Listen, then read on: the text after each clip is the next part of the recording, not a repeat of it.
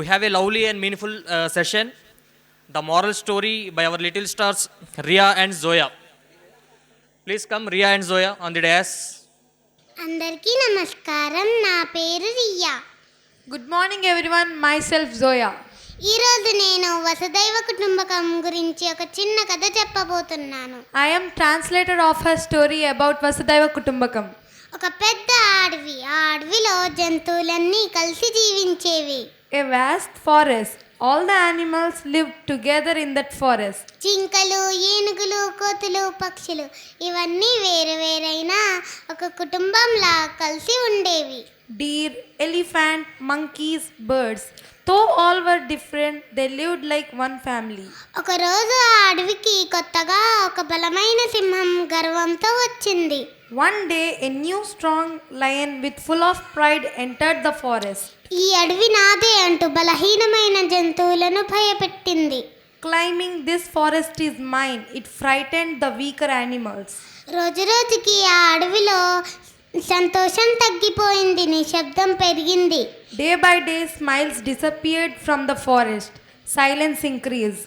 ఒకరోజు ఆ సింహం ఒక చిన్న జింక పిల్లను గాయపరిచింది.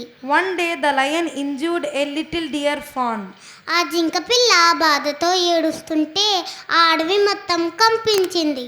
As the little one cried in pain, the entire forest trembled.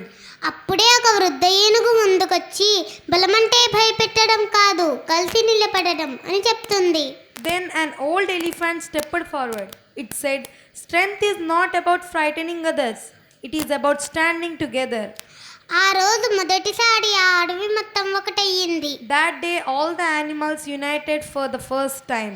కోతులు హెచ్చరించాయి. The monkeys gave warnings.